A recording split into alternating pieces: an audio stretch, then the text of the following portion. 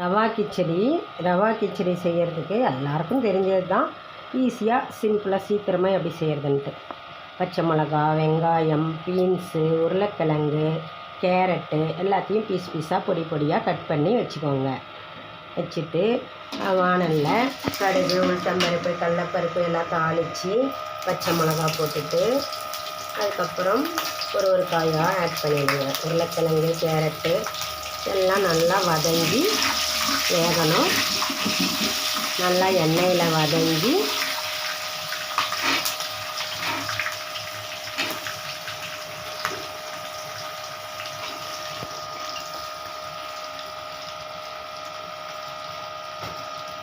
இதெல்லாம் போட்டு ஒரு 5 நிமிஷம் கலந்த உடனே கடைசியாக வெங்காயத்தையும்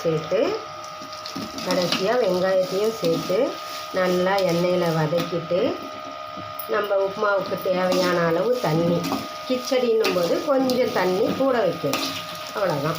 ரவா உப்புமா செய்கிற மாதிரியே ரவையை வறுத்து வச்சுக்கிட்டு இதெல்லாம் வதங்கினோடனே தண்ணியை ஊற்றி ரவா உப்புமா செய்கிற மாதிரியே செய்யணும். பாருங்கள், இப்போ காயெல்லாம் 3/4 பதம் வெந்துடுச்சு. இதுக்கு மேலே இதுக்கு என்ன ஒரே ஒரு இதுன்னா, நான் ஒரு ஃப்ளேவருக்காக காஞ்ச மிளகா, ஒரு 2 காஞ்ச மிளகா கிள்ளி போட்டிருக்கேன். நல்லா ஃப்ளேவர் கொடுக்கும். நம்ம ரவா உப்புமா செய்கிற இது தான். ஆல்ரெடி வேக வச்ச பட்டாணியும் சேர்த்துட்றேன். 1 கப் ரவைக்கு 3.5 கப்பு தண்ணி ஊற்றணும். தண்ணி ஊற்றி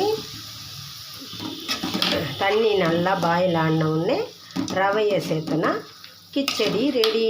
காய்க்கு தேவையான அளவு உப்பு சேர்த்துருக்கேன். ரவைக்கு தேவையான அளவு உப்பு தண்ணியில் சேர்த்துடணும்.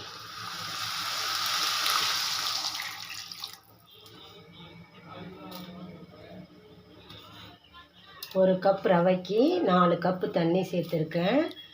அதுக்கு தேவையான அளவு உப்பு போட்டுடுறேன். தண்ணி நல்லா கொதிக்கணும். கொதிக்கும்போது நம்ம வறுத்த ரவையை இதில் சேர்த்து கிளறணும்.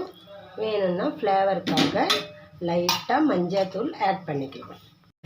கிச்சடி ரெடி ஆயிடுச்சு. நல்லா ஃப்ளேவர் நல்லாயிருக்கு.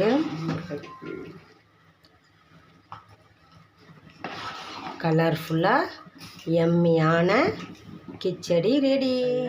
கொத்தமல்லி தலையை தூவி இறக்குனாக்கா கிச்சடி ரெடி.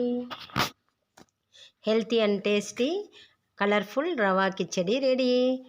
இது தேங்காய் சட்னி கூடயும் சாப்பிட்லாம்.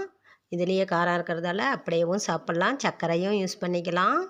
இந்த டிஷ் உங்களுக்கு பிடிச்சிருந்தாக்கா லைக் பண்ணுங்கள், ஷேர் பண்ணுங்கள், சேனலை சப்ஸ்கிரைப் பண்ணுங்கள்.